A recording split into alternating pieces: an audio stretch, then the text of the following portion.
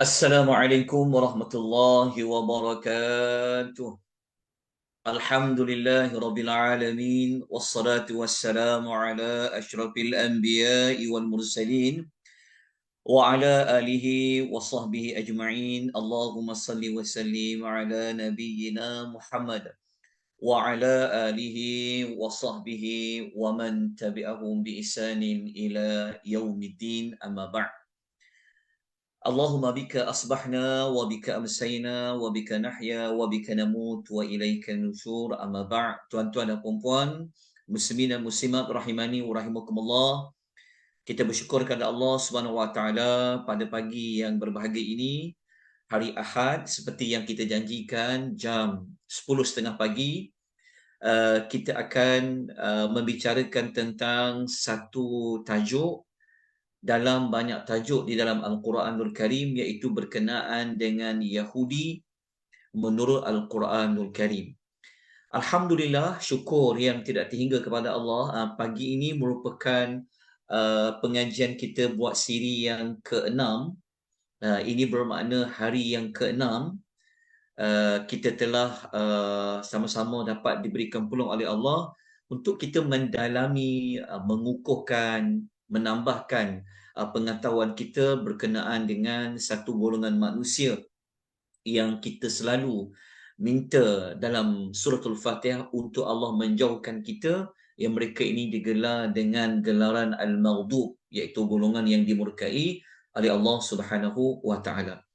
Baik, tuan-tuan dan puan yang Allah rahmati lagi Allah kasih sekalian, pagi ini kita akan terus sambung apa yang telah pun kita bincangkan pada hari yang sebelum ini, iaitu pada hari semalam, hari Sabtu, yang mana kita telah pun memulakan membongkar tentang sikap perilaku nenek moyang orang Yahudi, yang mana Nabi SAW telah bertemu. Nabi sendiri SAW telah bersama-sama dengan orang Yahudi Madinah. Jadi apabila Allah menurunkan Al-Quranul Karim, Allah telah membongkarkan bagaimanakah sikap nenek moyang orang Yahudi, iaitu di kalangan Bani Israel di zaman Nabi Allah Musa alaihi salatu wassalam. Pagi ini kita akan sambung untuk kesalahan yang ketiga, pelanggaran nenek moyang orang Yahudi yang ketiga, iaitu mereka ini satu golongan manusia yang sangat malas, ataupun kita kata mereka ini ragu-ragu, mereka ini rasa sangsi dengan apa sahaja perintah dari Allah Subhanahu Wa Taala. Di antara isunya, ceritanya adalah kisah mereka dikehendaki untuk menyembelih seekor lembu betina. Okey, kesalahan ketiga inilah yang menjadi kepada nama bagi suratul Baqarah. Surah tu nama Al-Baqarah. Kenapa surah tu nama Al-Baqarah? Dia ada kaitan dengan kesalahan ketiga yang kita akan bincangkan pada pagi ini. Okey. Untuk mendapatkan maklumat lanjut di manakah kisah itu berada, macam mana nak tahu kisah itu berlaku, maka kita kena mencari surah rujukannya. Baik. Tuan-tuan dan puan-puan, boleh ya, kalau ada Quran, kalau tuan-tuan ada Al-Quranul Karim, tuan-tuan boleh buka muka surat yang ke-9, muka surat yang ke-10 dan muka surat yang ke-11 suratul Baqarah. Cuba tengok pada ayat nombor 67 sampai 73 dalam surah Al-Baqarah, juzuk yang pertama, yang berada pada baris yang ke-9 dan 15 bagi ayat nombor 10, manakala ayat nombor 11 ia berada pada baris yang pertama sehingga baris yang ke-7. Okey, tuan-tuan kena dapatkan dahulu, kena rujuk terlebih dahulu ayat Al-Quran, sebab perbincangan kita ini adalah Yahudi menurut Al-Quran. Maknanya kita akan merujuk ayat-ayat Al-Quranul Karim. Jadi ayat mana? Surah Al-Baqarah, surah yang kedua, ayat 10 sampai ayat nombor 11. Okey, baris yang ke-9 hingga baris yang ke-15. Lepas tu kalau muka surat nombor 11 tu, ayat baris 1 hingga baris yang ke-7. Baik, tuan-tuan dan puan yang Allah rahmati lagi Allah kasih sekalian, tuan-tuan, sahabat-sahabat yang Allah rahmati sekalian, Allah, okey.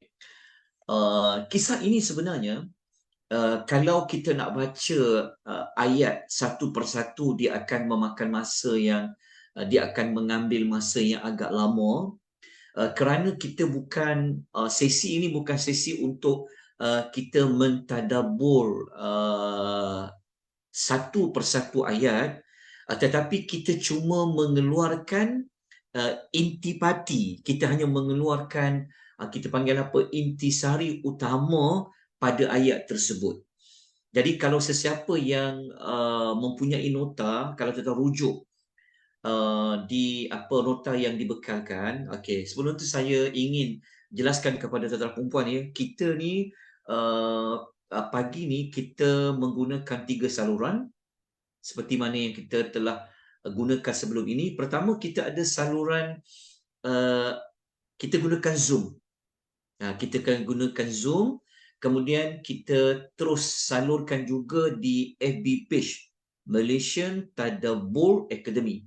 Kita ada satu page, FB page Malaysian Tadabbur Academy. So sesiapa yang ingin melihat nota yang kita kongsikan, yang kita paparkan, tuan-tuan kena memasuki pada 2 saluran tersebut.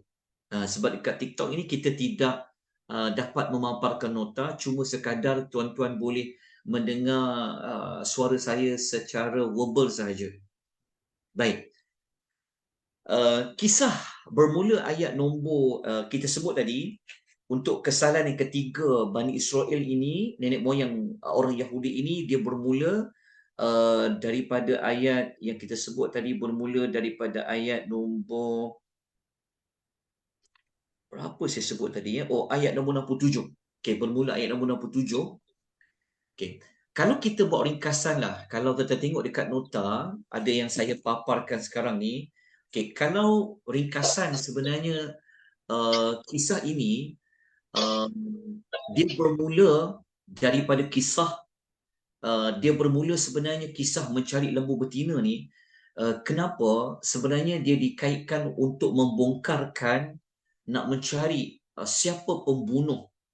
Maksudnya telah berlaku satu kes pembunuhan, maka Bani Israel di zaman Nabi Musa, mereka nak mencari, nak menyelesaikan kes tersebut. Siapa yang membunuh orang yang dibunuh itu? Maka Allah Subhanahu Wa Taala telah memerintahkan kepada Bani Israel ketika itu, cara nak mendapatkan, menyelesaikan kes pembunuhan tersebut, maka mereka perlu mencari seekor lembu betina. Jadi kalau kita baca dekat kejap. Okey. Jadi kalau tuan-tuan tengok susunan ya, kalau tengok pada macam dia punya carta alih susunan ayat tu, mula-mula Allah Subhanahu Wa Taala perintahkan kepada Bani Israel untuk mereka menyembelih seekor lembu betina. Okey, Allah perintahkan. Nabi Musa hanya menyampaikan perintah dari Allah. Bukan idea dari Nabi Musa, bukan pendapat Nabi Musa, tetapi Nabi Musa alaihi salatu wassalam menyuruh Bani Israel menyembelih seekor lembu betina adalah perintah dari Allah. Tetapi apa reaksi Bani Israel ini? Mereka telah menganggap perintah Nabi Musa itu adalah sebagai permainan. Mereka anggap Nabi Musa perintah tu macam maknanya mereka mempelekehkan perintah Nabi Musa itu untuk mencari seekor lembu betina. Sedangkan yang memerintahkan mereka adalah Allah. Nabi Musa hanya menyampaikan saja perintah Allah. Tapi mereka ini menganggap arahan Nabi Musa itu adalah sebagai mereka menganggap Nabi Musa ni macam tak serius. Sebab apa? Ni kes bunuh. Nak cari pembunuh, kenapa nak menyembelih seekor lembu betina? Tetapi kita tahu mesti ada sebab kenapa Allah minta mereka menyembelih seekor lembu betina. Tapi mereka menganggap arahan Nabi Musa tu sebagai satu arahan yang tidak benar. Mereka menganggap Nabi Musa ni macam mempermain-mainkan mereka. Okey, akhirnya mereka pun setujulah. Okeylah. Mereka pun ikut perintah Nabi Musa. Tapi cara mereka nak tunaikan perintah tu, mereka macam ragu-ragu. Mereka macam tak nak ikut sebenarnya. Mereka tak nak buat. Apa kaitan nak menyelesaikan kes pembunuhan dengan menyembelih seekor lembu betina? Jadi mereka pun tanya kepada Nabi Musa, berapa umur lembu tu? Usia lembu tu macam mana? Nak cari umurnya berapa? Maka Allah Ta'ala menerangkanlah tentang umur lembu tu macam mana. Dia tak tua, dia tak muda. Kan? Sepatutnya mereka, Bani Israel, nenek moyang orang Yahudi ini, pada zaman Nabi Musa, sepatutnya mereka tak perlu soalkan dah. Kalau Allah perintah, buat as soon as possible. Kita kata asap ataupun kita kata immediately, kena cari lembu tu. Kan? Janji jumpa lembu betina. Tetapi inilah yang Allah nak tunjukkan kepada kita, perangai Bani Israel terhadap perintah Allah. Selepas mereka dapat jawapan, okey, usia lembu tu berapa, mereka tanya lagi. Okey, warna lembu tu pula warna apa? Okey, tanya pula pasal warna. Okey, dah dapat cari lembu warnanya kuning, mereka tanya pula, lembu tu sebenarnya dia digunakan untuk apa? Dia pernah guna untuk apa? Apa tugas lembu tu? Okey. Akhirnya mereka dapatlah juga mencari seekor lembu yang tidak tua, tidak muda, warnanya kuning. Lepas tu lembu tu tak digunakan tidak digunakan untuk membajak, untuk bertani. Kan? Maknanya nak cari seekor lembu betina tu terpaksa memakan masa. Sedangkan Allah Ta'ala tidak memperincikan apa-apa. Mudah saja. Carilah mana-mana lembu betina. Warna dia apa ke, umur dia berapa ke, tugas dia guna lembu tu untuk apa ke, tak kisah. Tetapi mereka ini menyusahkan diri sendiri, dan sebenarnya apa yang mereka nak buat tu, sebenarnya mereka ragu-ragu sebenarnya. Kan, nak menjalankan perintah dari Allah Subhanahu wa Ta'ala. Akhirnya dapatlah juga menyembelih seekor lembu betina tu. Lepas tu nak kena buat apa dengan lembu tu? Ambil mana-mana bahagian dari lembu itu, dipukul kepada orang yang telah mati tu. Dipukul kepada orang yang dah mati, akhirnya orang mati tu hidup, dia pun boleh bagi tahu siapakah pembunuhnya. Maka selesailah pencarian seekor lembu betina. Okey. Daripada kisah tersebut dijadikan sebagai nama kepada surah itu adalah Suratul Baqarah. Kenapa surah itu dinamakan surah lembu betina? Surah yang paling panjang di dalam Al-Quran adalah surah lembu betina. Jadi seolah-olah Allah nak bagi tahu kepada kita, Allah nak suruh kita kaji, Allah suruh kita mendalami kisah lembu betina tu. Jadi Allah Subhanahu Wa Taala ingin memberitahu kepada kita salah satu daripada hikmah yang dikaji oleh para ulama. Allah ingin memberitahu kepada kita bagaimanakah sikap orang Yahudi ini terhadap perintah Allah Subhanahu Wa Taala. Jadi sebagai seorang khalifah, kita sepatutnya tidak mempunyai perilaku seperti orang Yahudi tersebut.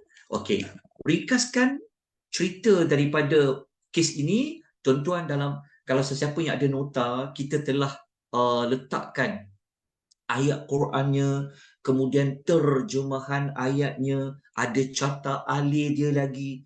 Jadi tuan-tuan kena dapatkan. Jadi sahabat-sahabat, tuan-tuan dan puan yang ikut live di TikTok ini, jika anda ingin mendapatkan nota secara soft copy, tuan-tuan kena ada tadi rakan-rakan saya telah letak di bahagian komen tu. Jadi tuan-tuan tolonglah tinggalkan email ke apa jua cara. InsyaAllah kita akan berikan nota itu kepada tuan-tuan dan puan-puan. Okey.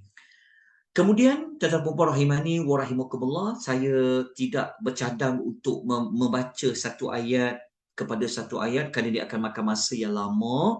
Jadi kita boleh baca apa cerita dia yang panjang lebar. Sebab tu kita sebut pada awal tadi, surah apa, muka surat berapa, baris pun kita sebut. Ayat tu berada pada baris yang keberapa, juzuk yang keberapa, kita dah sebut lengkap dah. Jadi tugas tuan-tuan dan puan-puan lah, untuk membaca ayat tersebut dan bacalah terjemahan ayat itu satu persatu untuk mengukuhkan apa yang telah pun kita pelajari, kita telah sampaikan pada pagi ini. Jadi tuan-tuan dan puan rahimani wa rahimakumullah, maka selesailah pencarian seekor lembu betina yang menunjukkan teladan kepada kita bagaimana sikap nenek moyang orang Yahudi, Bani Israel di zaman Nabi Allah Musa ini. Mereka ragu-ragu, mereka bermalas-malasan untuk menunaikan arahan dari Allah melalui Nabi Allah Musa alaihi salatu wassalam. Itulah kesalahan yang ketiga yang Allah ceritakan kepada kita tentang orang Yahudi. Jadi orang Yahudi di zaman Nabi SAW ini sudah pasti mereka akan tersentaklah. Mereka akan rasa terkejut. Bagaimana Nabi Muhammad SAW boleh mengetahui perangai nenek moyang mereka. Jadi seolah-olah cerita nenek moyang mereka ni boleh dikaitkan dengan perangai mereka. Adakah orang Yahudi di Madinah ini mereka mewarisi perangai yang sama ada pada nenek moyang mereka? Jadi ini adalah kesalahan yang ketiga telah pun kita selesaikan. Baik, kita teruskan kepada kesalahan yang keempat. Apa kesalahan keempat yang dilakukan oleh orang Yahudi ini? Iaitu mereka mengubah, meminda, menyeleweng kitab Taurat. Ini adalah kesalahan yang keempat. Baru empat ya, ada berpuluh-puluh kesalahan orang Yahudi ini. Jadi kita baru sampai yang keempat. Dalam nota, dalam surah Al-Baqarah saja, kita telah dapat senaraikan lebih kurang 32. Itu belum campur surah Al-Imran lagi dan surah-surah yang lain. Kita masuk kesalahan yang keempat. Apa perangai nenek moyang orang Yahudi ini?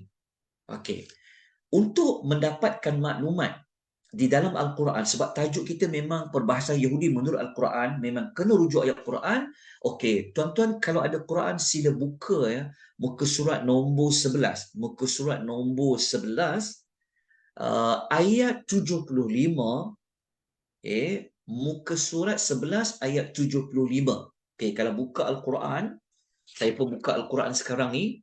Muka surat nombor 11, saya nak cari ayat nombor 75. Ayat 75 dia berada pada baris ketiga terakhir. Kalau muka surat tu muka surat 11 tu ada 15 baris, dia berada pada baris yang ke-13, dia berada pada baris yang ke dia berada pada baris yang dia berada pada baris yang kelima terakhir. Baris yang ke 12, 13, 14, baris ke 11, 12, 13, 14, 15. Muka surat nombor 11 tu. Jadi saya harap saya menyebut baris yang keberapa, muka surat yang keberapa, saya harap tuan-tuan boleh ambil maklumat tu. Kerana perbincangan kita adalah menurut Al-Quranul Karim. Kita mesti kena merujuk Al-Quran. Kerana Al-Quran adalah sumber yang paling sahih. Tak ada lagi yang lebih sahih melainkan Al-Quranul Karim. Jadi Allah Ta'ala telah menceritakan kepada kita tentang orang Yahudi. Ayat 75 muka surat nombor 11 ni kita bacakan ayat dia. Allah Subhanahu wa taala berfirman, a'udzubillahi minasyaitonir rajim, afatatma'una an yu'minu lakum wa qad kana fariqum minhum yasma'una kalam Allah summa yuharrifunahu min ba'di ma 'aqaluhu wa hum ya'lamun. Okey. Ayat 75 ini Allah bertanya, okey, kepada orang-orang Islam, kepada orang-orang yang beriman yang ada di bumi Madinah ketika itu. Okey. Allah Taala bertanya dengan mengemukakan persoalan. Allah Taala kata, maka bolehkah kamu tu merujuk kepada orang Islam, orang beriman, menaruh harapan bahawa mereka, iaitu orang Yahudi itu, akan beriman kepada seruan Islam yang telah kamu sampaikan itu. Maknanya Allah Ta'ala seperti Allah Ta'ala ingin menyedarkan kepada orang Islam yang ada pada ketika itu di Madinah tentang apa? Tentang sikap orang Yahudi Madinah ni. Jadi Allah Ta'ala kata, Allah Ta'ala maksudnya Allah Ta'ala bagi tahu kepada orang Islam seperti janganlah kamu nak menaruh harapan tinggi terhadap imannya orang Yahudi ni. Sebab apa tuan-tuan? Sebab apa? Sebab apa Allah cakap macam tu? Allah kata, padahal telah ada satu puak daripada mereka, iaitu di kalangan Bani Israel, yang mereka mendengar kalam Allah, tetapi mereka mengubah kalam Allah tu setelah mereka faham isi kandungan dalam tu dan mereka mengetahui. Okey, saya permudahkan penerangan. Penerangan dia mudah dia begini je. Okey.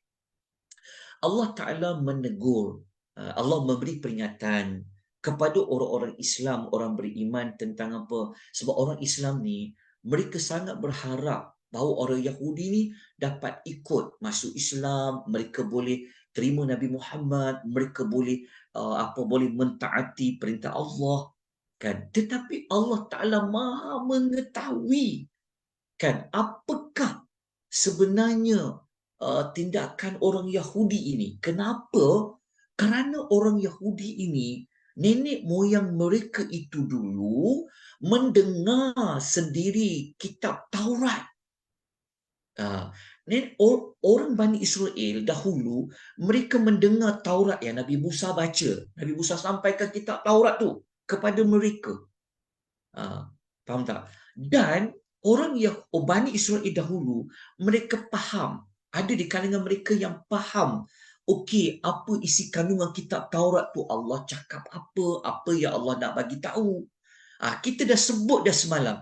Ingat tak semalam kita telah sebut antaranya ada 8 perjanjian setia yang mereka kena tunaikan. Kita dah sebut 8. Sebenarnya ada banyak lagi, tapi antaranya 8. Maknanya Bani Israel dahulu, mereka dengar kitab Taurat yang dibacakan, yang disampaikan, dan mereka faham dalam tu ada apa, ada maklumat apa.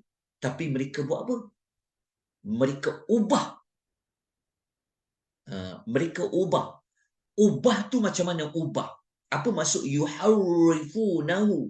Okey, ubah dekat sini kata Al-Imam Ibnu Kathir.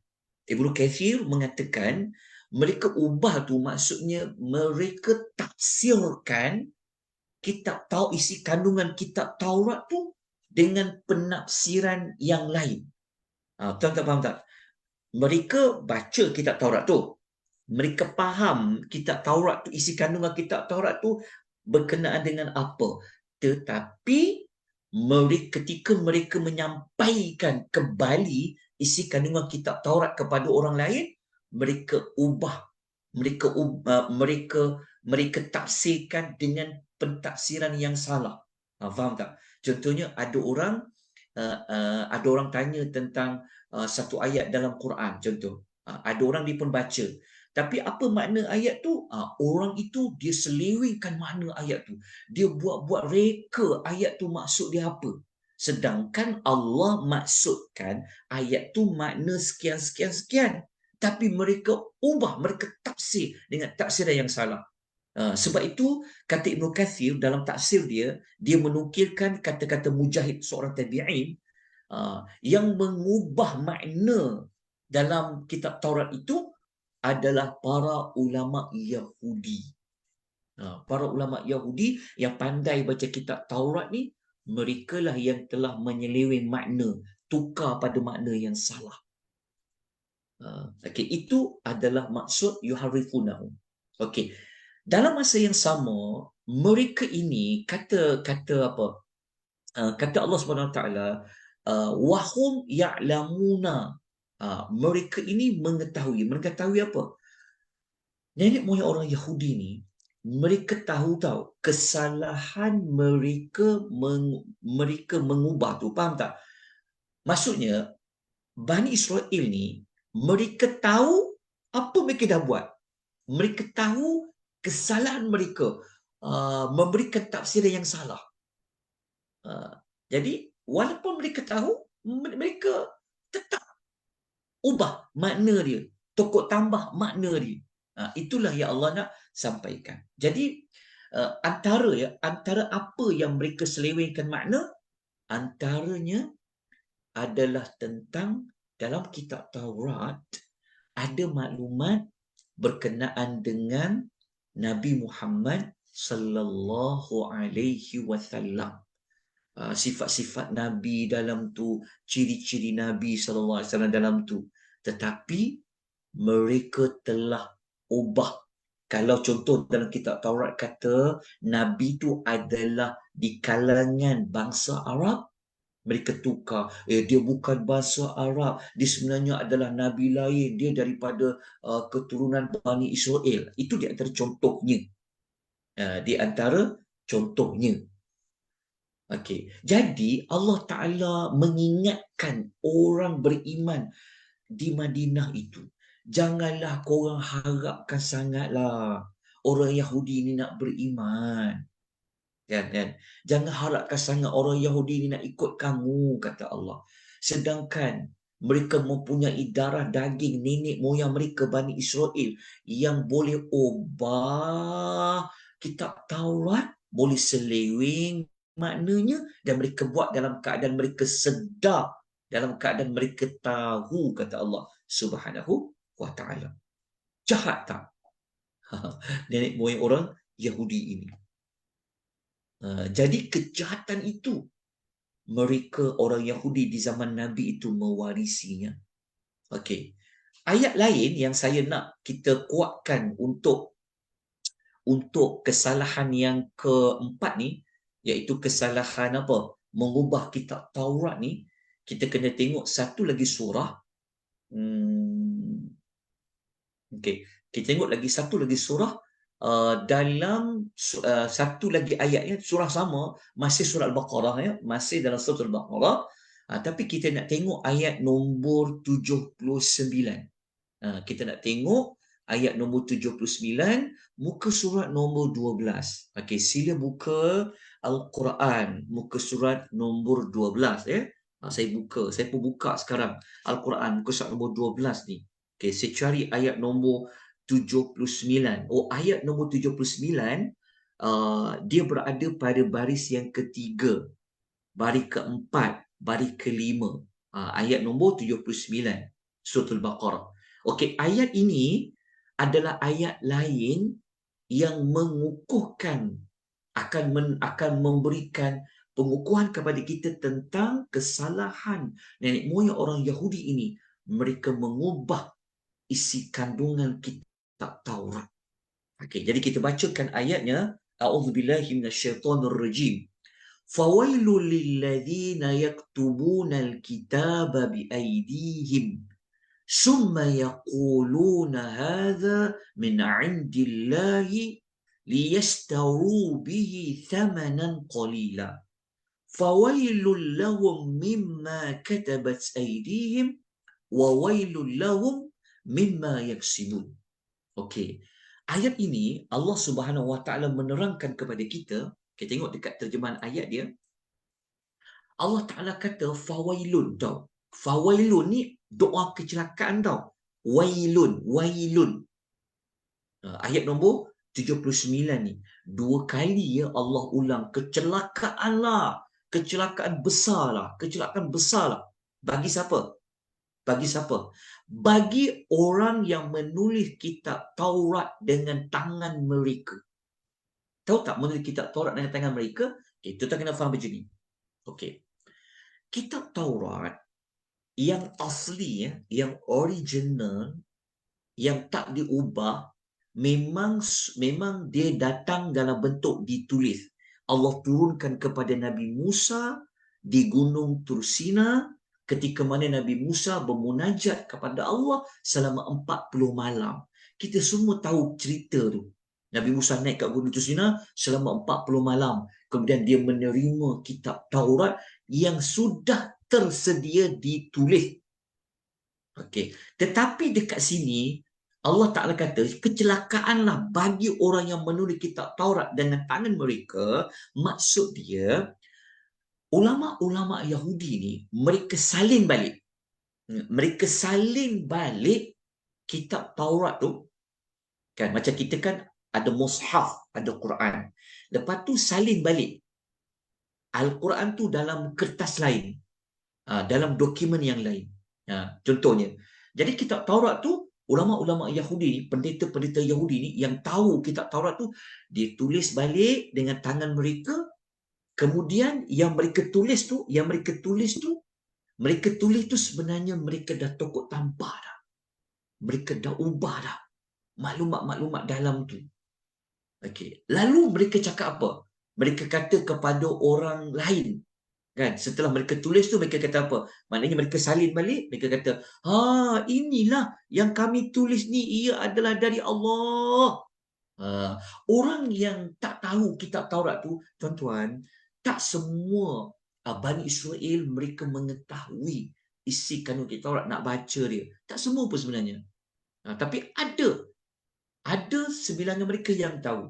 Jadi ulama-ulama ni, dia macam kita lah kan. Dia contoh macam kita. Kita tak ramai yang tahu tafsiran ayat, betul tak? Kan macam kita orang awam tak tahu pun. Kita tahu baca Al-Quran, tapi apa makna ayat dekat Quran tu? Tak ramai yang tahu. Yang tahu tu hanya yang memang dia bidang dia belajar tafsir. Dia tahu nak tafsirkan ayat tu macam mana, betul?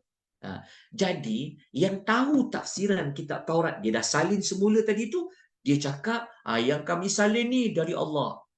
Allah Ta'ala kata apa? Kenapa mereka sanggup mendakwa yang mereka salin semula tu itu adalah dari Allah? Kata Allah, supaya dengan perbuatan itu mereka dapat membeli keuntungan dunia yang sedikit.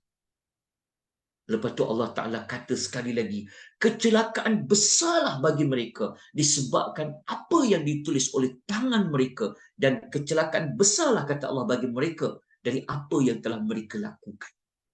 Bukan 2 kali je Allah ulang fawailun ni, 3 kali. Fawailun, fawailun, fawailun. Kecelakaan besarlah, azab neraka lah bagi pendeta-pendeta Yahudi yang mendakwa bahawasanya apa yang mereka salin semula itu adalah dari Allah, tetapi yang mereka salin tu banyak ditokok tambah, diubah, diletakkan tafsiran ayat yang bukan Allah kehendaki. Jadi ayat 79 ini, Suratul Baqarah ini menunjukkan kesalahan orang Yahudi, nenek moyang orang Yahudi ini. Mereka sanggup ubah kitab Taurat, dan mereka sanggup kata yang mereka buat tu itu adalah dari Allah, demi kepentingan peribadi mereka. Mereka tukarlah. Kalau maklumat tu kata ini haram, mereka tukar jadi halal. Kalau benda itu benar, mereka tukar kata jadi tak benar. Dia tukar. Dia takut tambah. Dia pindah makna dia. Teruk tak nenek moyang orang Yahudi ini? Sebab tu kita tak pelik kalau orang Yahudi sekarang ni apa yang dia buat. Banyak tak helah dia? Banyak helah dia. Banyak tak konspirasi dia? Banyak. Banyak tak muslihat dia? Banyak. Bayangkan, kalau kitab Allah, kitab Taurat, mereka boleh ubah sekadar nak ubah perjanjian ke, sekadar nak ubah apa? Apa yang orang Yahudi sekarang telah buat perjanjian dengan buatlah perjanjian antarabangsa ke, buat apa? Mereka boleh ubah, mereka boleh pindah. Sebab kalau kitab Taurat pun mereka boleh buat, nenek moyang mereka buat, alah apalah sangat sekadar dokumen perjanjian ini, perjanjian sana dengan manusia. Tidak. Kalau perintah Allah tu pun mereka buat main-main, perintah kisah Nabi Musa kita belajar sebelum ni pun, maka apalah sangat sekadar arahan apa? Apalah sangat sekadar arahan OIC ke? Arahan PBB ke? Sekarang ni kan pembesar negara negara-negara Islam sedang bersidang untuk bincang apa nak buat kepada Palestin. Orang Yahudi kata apa? Ada kok kisah. Sebab mereka mewarisi perangai nenek moyang mereka tentang arahan Allah, tentang kitab-kitab Allah Subhanahu wa taala. Jadi kita dah selesai apa? Kita dah selesai kesalahan yang keempat orang Yahudi, iaitu mengubah kitab Taurat. Telah kita sebutkan salah satu maksud mengubah kitab Taurat adalah mereka membuat pentafsiran yang salah terhadap Allah Subhanahu wa taala. Dia macam kita tengok kan, orang Yahudi sekarang, mereka mendakwa apa? Mereka lah yang telah menjadi mangsa, mereka kata. Betul tak? Mereka macam buat play victim kan. Kami telah diserang. Padahal dari sudut sejarah, mereka yang telah memangsakan penduduk Gaza tu. Bukan mereka menjadi mangsa. Inilah yang Quran nak bagi tahu kepada kita. Lama dah, 1400 tahun. Yang dulu Tuhan nak bagi tahu dah bagaimana perangai orang Yahudi. Kalau Nabi sendiri dekat Madinah, Nabi dah menghadapi, itu ada Nabi tu. Dapat dibongkarkan cerita tentang orang Yahudi. Jadi kita yang ada panduan Quran, yang Nabi pesan pada kita kan, ada dua benda kalau kita pegang dia, kita tak akan sesat. Iaitu apa? Al-Quran dan hadis. So Al-Quran diguna bukan nak dapat pahala baca je. Baca saja tak. Tapi apa panduan kamu? Apa panduan kita nak ambil apabila kita berinteraksi dengan orang-orang Yahudi ni? Quran dah bagi petunjuk dah pada kita. Cuma kita saja yang tidak mahu menggunakan petunjuk itu. Namun Alhamdulillah, syukur kepada Allah, asbab daripada kisah yang berlaku pada hari ini menyedarkan kepada kita bahawasanya siapa itu Yahudi sebenarnya. Maka sumber yang paling autentik, yang lebih mengetahui sedalam-dalamnya apa yang ada pada luaran dan dalaman orang Yahudi hanyalah Allah. Tetapi Allah Azza wa Jalla telah pun menceritakan maklumat-maklumat itu di dalam Al-Quranul Karim. Okey, kita masuk kepada kesalahan yang kelima. Pelanggaran yang kelima orang Yahudi ini. Mereka ini rupa-rupanya talam dua muka. Kenapa panggil talam dua muka? Sebab talam tu dia ada dua muka, depan dan belakang. Betul ke tuan-tuan talam dua muka? Betul ke? Apa maksud talam dua muka?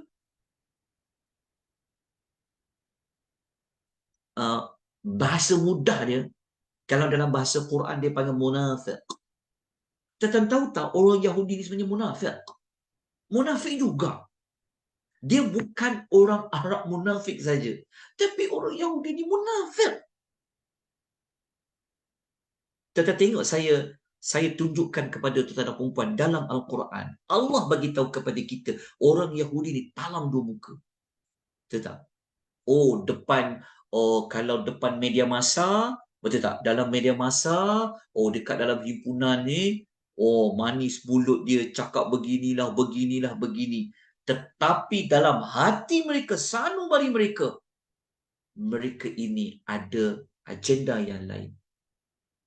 Allah dah terangkan dah. Nenek moyang orang dahulu macam mana. Jom kita lihat dalam ayat yang keberapa dalam surah Al-Baqarah yang Allah kata orang munafik ni orang Yahudi ni adalah munafik. Sebab mungkin kita ingat munafik ni macam orang Arab musyrikin, orang Arab yang munafik. Oh, munafik ni lain, Yahudi lain. Tak. Orang Yahudi ni pun dia ini juga adalah munafik. Okey, kita tengok ayat berapa yang Allah kata mereka ni munafik. Okey, tuan-tuan, kita buka Al-Quran ya, kita buka Al-Quran. Okey, tengok muka surat nombor buka muka surat nombor 11. Okey, kita nak tengok ayat nombor 76. Tengok ayat nombor 76, muka surat nombor 11. Ayat ini dia berada pada baris yang ke-13, baris yang ke-14, baris yang ke-15, muka surat nombor 11. Okey. Alhamdulillah saya sambil saya memberikan penerangan, saya buka Al-Quran sekarang. Saya buka, lepas tu saya baca terjemahan dia. Okey. Tuan-tuan dan puan-puan, Allah Ta'ala kata apa pada ayat nombor 76? A'udzubillahi minasyaitonirrajim. وَإِذَا لَقُوا الَّذِينَ آمَنُوا قَالُوا آمَنَّا وَإِذَا خَلَا بَعْضُهُمْ إِلَى بَعْضٍ قَالُوا أَتُحَدِّثُونَهُم بِمَا فَتَحَ اللَّهُ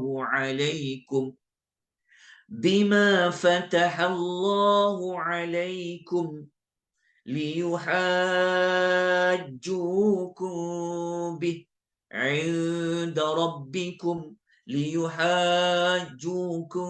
به عند ربكم أفلا تعقلون. Okey, tengok ayat ni. Allah Ta'ala cerita tentang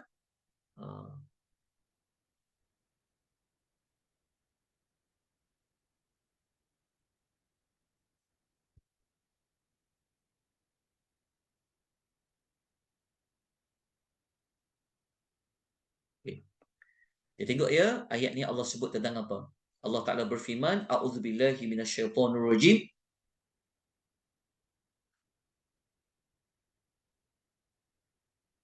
Sekejap ya.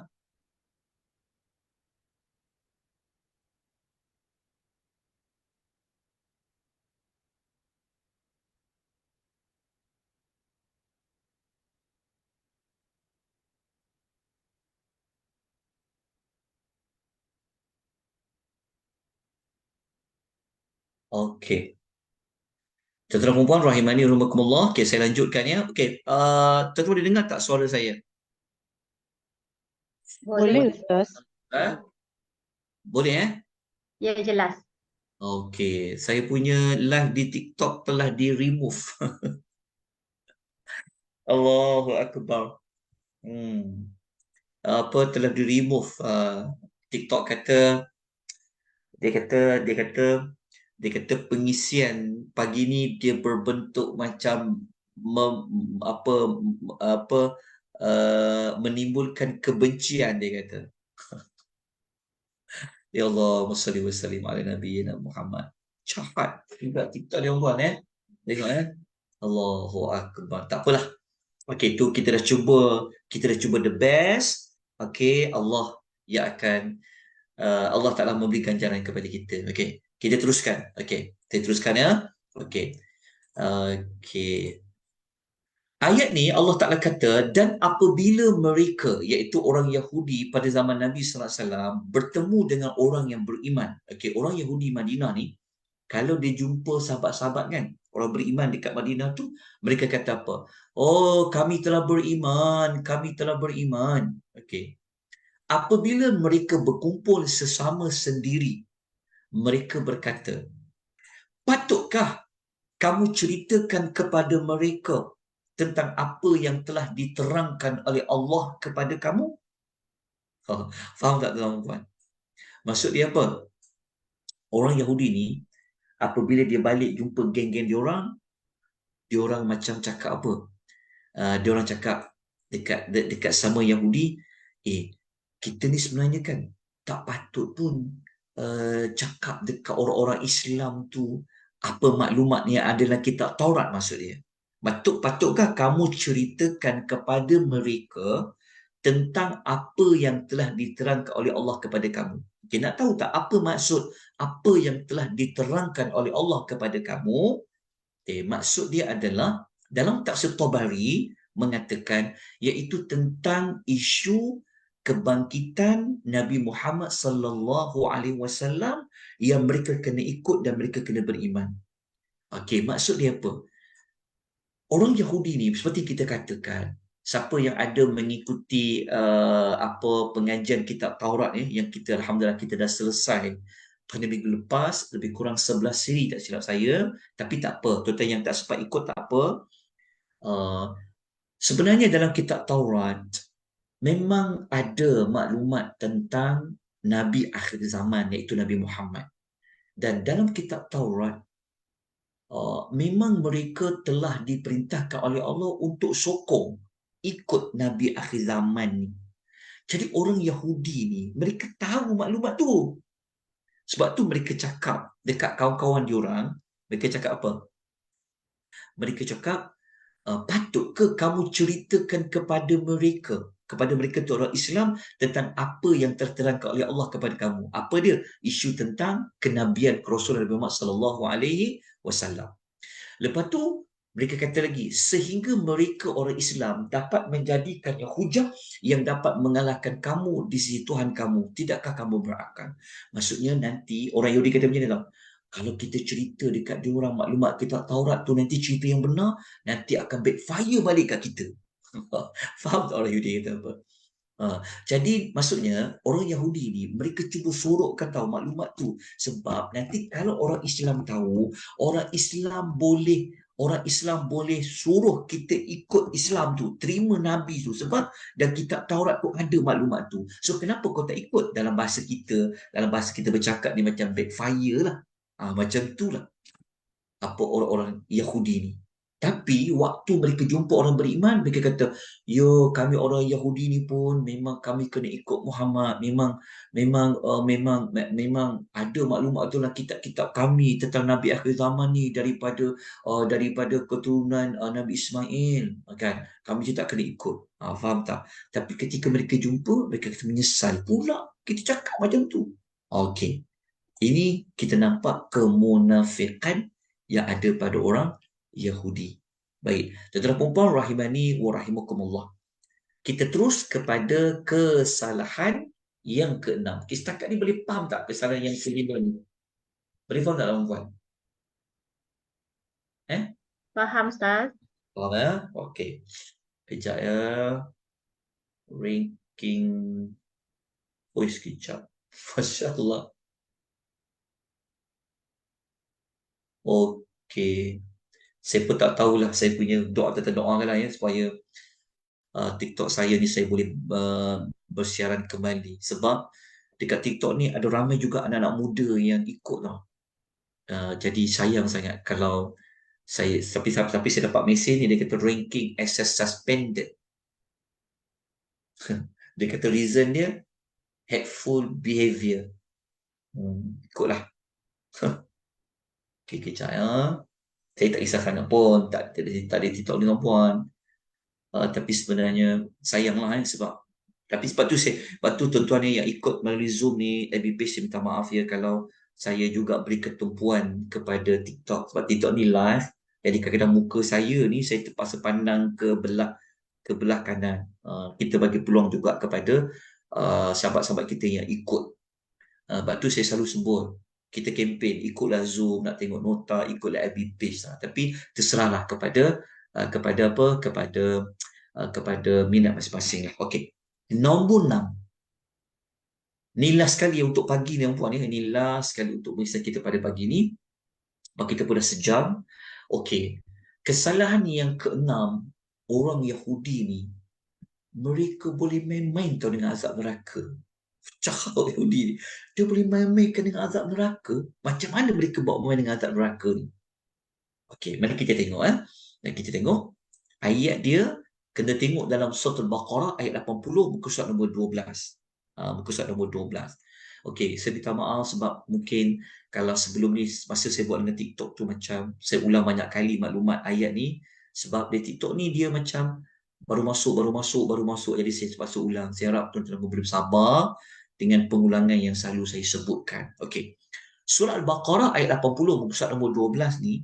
Okey, ayat muka surat nombor 12 ni Allah Taala kata, orang Yahudi ni kata apa tau? Dia kata a'udzubillahi minasyaitonir rajim wa qalu lan tamassana an-nar illa ayyaman ma'dudah. Qul attakhadhtum 'inda Allahi ahda falan yukhlifallahu 'ahda am taqulu na'ala Allahi ma la ta'lamun. Okey. Orang Yahudi ni mereka kata apa?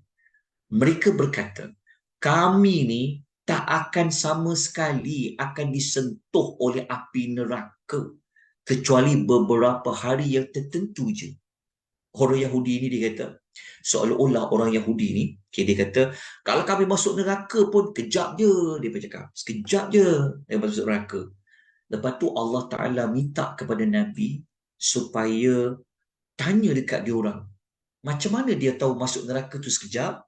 Cara dia Allah kata, katakanlah, wahai Muhammad, adakah kamu, wahai orang Yahudi, sudah mendapat janji daripada Allah supaya dengan itu Allah tidak mengingkari janjinya? Soalnya, Allah Ta'ala bertanya kepada orang Yahudi ni. Tanya Muhammad dekat dia orang. Bila pula Tuhan ada cakap mereka ni akan masuk neraka beberapa hari je? Ada ke Tuhan janji macam tu? Betul tak? Seolah-olahnya mereka dapat maklumat tu dari Allah. Seolah-olahnya Allah berjanji kalau mereka masuk neraka pun sekejap je. So Allah tanya balik kepada mereka, bila pula Allah berjanji kepada kamu untuk masuk neraka, bukan selama-lamanya, sekejap je. Ataupun kata Allah, kamu hanya mengada-adakan cerita terhadap Allah. Maksudnya mereka nak kata perkataan dusta terhadap Allah, sesuatu yang mereka tidak ketahui. Terjelas tak maksud dia? Maksudnya mereka ni meremehkan kita ni, Allah, kita orang beriman ni doa selalu pada Allah kan, betul tak? Allahumma ajinna minan nar, Allahumma ajinna minan nar. Selalu doa pada Allah, ya Allah janganlah masuk jauhkan kami pada neraka. Betul. Kita belajar tak nak masuk neraka ni sebab dia punya azab dia yang paling ringan kalau kena dekat kaki, letak api kat kaki, menggelegak otak. Kita ni tiap hari minta jauhlah daripada api neraka kan. Waqina azabanna, waqina azabanna. Orang Yahudi ni buat main-main je dengan neraka. Bukan sekadar main-main. Lepas tu dia tuduh pula. Dia kata Allah ni seperti janji pula dengan diorang nak masuk neraka ni sekejap je. Tuan-tuan tahu tak kenapa mereka boleh cakap macam tu? Kenapa mereka boleh kata macam tu? Okey, sebenarnya tuan-tuan, kalau tuan-tuan ada ikuti perbincangan dalam kitab Taurat pada siri yang lalu, sebenarnya orang Yahudi ni, mereka ni salah sangka tau. Mereka duk ingat mereka ni adalah anak Allah. Mereka mengingat, mereka duk anggap mereka ni adalah kekasih Allah. Siapa yang ikut kelas Taurat tu kita dah cerita dah. Tapi tak apa, saya tunjukkan sekali lagi untuk kepada tuan-tuan perempuan maklumat tu. Okey, kejap ya. Jadi kisah sekejap je saya nak cari yang kitab Taurat tu. Okey. Yang dalam ramai-ramai tuan-tuan ni ada tak yang ikut, yang tak ikut pengajian kitab Taurat dalam Al-Quran tu? Ramai tak? Ramai tak yang tak ikut?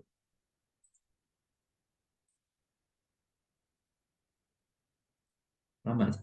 Okey, tak apa. Tuan-tuan, okey. Saya tunjukkan contoh ayat dia, pendek saja supaya tuan-tuan tahu macam mana punca orang Yahudi ni, mereka boleh kata mereka masuk neraka ni adalah sekejap je. Okey, kita tengok di antara punca dia. Kita tengok ya. Tengok punca dia dekat sini. Kita nampak tak? Ini kitab Taurat kan? Nota kitab Taurat. Tuan-tuan boleh dapatkan ya. Semua nota kitab Taurat dia ada 11 siri. Tapi saya belum bagi lagi yang siri ke-6. Cik Wan, kita siap-siapkan. Ada kat sini. Siri yang ujung sekali. Mana ujung sekali? Okay, kejap ya. Ni dekat sini. Dekat sini ya. Yang ni. Isu yang kita pernah bincang pada minggu lepas ya. Hari Selasa yang lepas. Ni kita telah sebut. Ahlul Kitab mereka menyangka mereka adalah anak Allah dan kekasih Allah. Ada rujukan ayat dia. Dia dekat Suratul Maidah ayat nombor 18. Muka surat 111. Tengok. Surah Maidah ayat nombor 18 muka surat 111. Allah kata apa? وَقَالَتِ الْيَهُودُ وَالنَّصَارَى نَحْنُ أَبْنَاءُ اللَّهِ وَأَحِبَّاؤُهُ. Orang Yahudi kata apa? Orang Yahudi dan Nasrani kata apa? Kami ialah anak-anak Allah dan kami adalah kekasih-kekasihnya. Ini adalah salah sangka Ahlul Kitab terhadap Allah Subhanahu Wa Taala. Disebabkan itulah mereka boleh kata mereka ini tak akan diazab di dalam api neraka buat selama-lama. Itu di antara sebab dia jugalah. Tapi dalam sebab yang lain mereka menganggap mereka ni mulia. Mereka meremeh-remehkan api neraka. Jadi dalam puan rahimani wa rahimakumullah, setakat ini sekejap ya, saya padam dulu yang ini. Saya tunjukkan balik nota yang Yahudi tadi. Okey, jadi kalau kita baca, tengok dekat nota tu, adalah sedikit perincian lah. Tapi yang ini pun bukan maklumat yang boleh dipegang secara muktamad ya. Sebab berapa lama mereka tahu mereka duduk dalam neraka tu, sebenarnya kita tak tahu pun. Tapi ada pendapat sahaja, pendapat sahaja. Seperti mana pendapat Ibnu Abbas dengan Al-Aufi mengatakan, orang Yahudi mengatakan mereka tak akan disentuh oleh api neraka kecuali 40 hari je. Mereka cakap 40 hari. Quran tak sebutlah berapa hari. Cuma mereka kata ayam ma'dudah, hari-hari tertentu. Wallahu a'lam. Mungkin Allah boleh awalkan, boleh akhir. Wallahu a'lam. Tapi kita dapat maklumat yang pasti, mereka memandang ringan akan ancaman terhadap api neraka. Bayangkan kita belajar tadi Allah sampai ulang 3 kali kan. Fawailun, fawailun, wawailun kan. Celakaan besar, cakap besar, cakap besar. Bagi mereka ni tak ada apa-apa pun amaran dan ancaman daripada Allah. Kalau tuan ikut yang hari semalam, yang pengisian kita hari yang semalam kan, mereka ni nak kena ugut dulu. Gunung Tursina nak dihempak ke atas mereka, baru mereka nak tergesa-gesa nak ikut. Sebab macam tu dalam perempuan. Dia punya manusia yang kita kata yang paling jahat lah. Jahat mereka ni. Sebab itu kita selalu doa dalam Al-Quranul Karim, ghairil maghdub, ghairil maghdub, ghairil maghdub. Kan? Moga-moga Allah menjauhi kita kan daripada mempunyai persamaan dengan sifat orang-orang Yahudi, walaupun sedikit.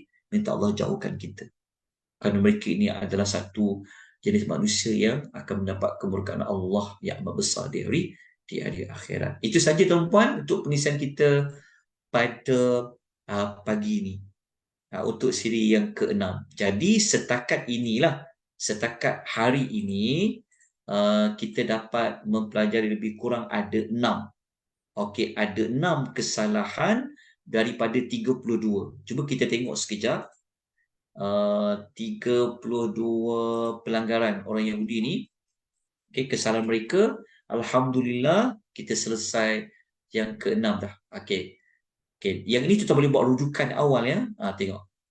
Ni kita dah sampai yang ke-6 ni. Kita tengok dekat senarai ni, kita 5 dah habis tadi. Ke-6 dah habis. InsyaAllah nanti kita akan sambung minggu depan hari Sabtu, kita akan masuk pelanggaran yang ke-7, pelanggaran yang ke-8, dan kalau ada kesempatan lagi kita masuk nanti pelanggaran yang ke-9 dan juga yang ke-10 insya-Allah.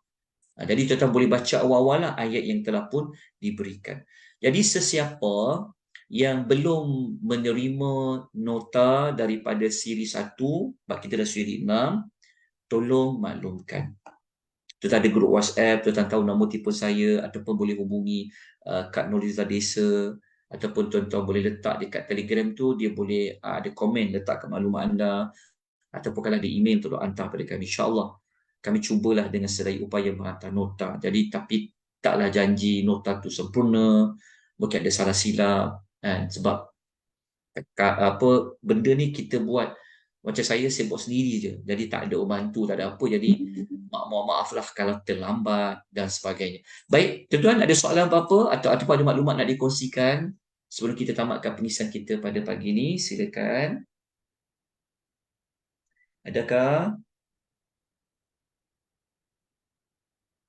Kat FB tak ada, Ustaz. KFB tak ada. Okey. Lagi.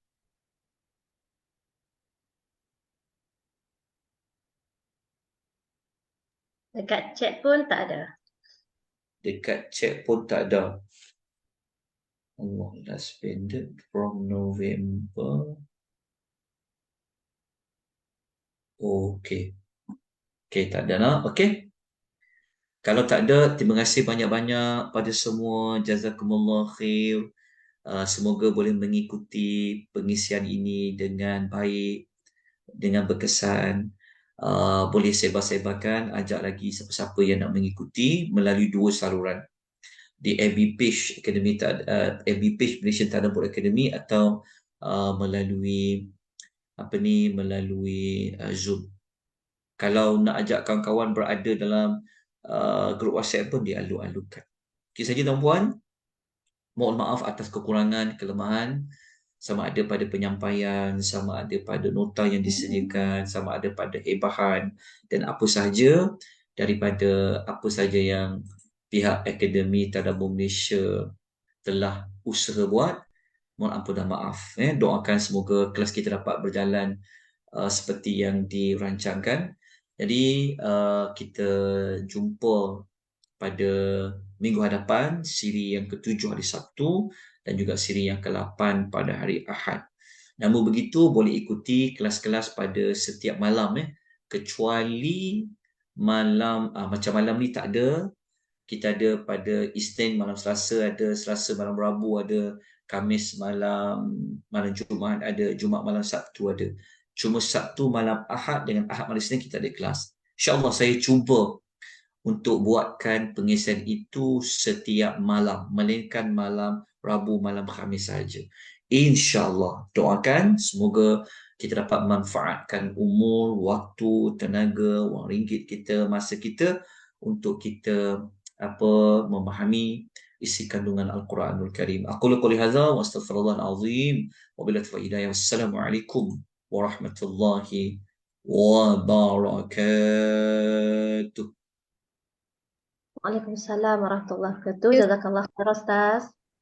Wa antum fajazakumullahu khair. Terima kasih Ustaz. Sama-sama semua.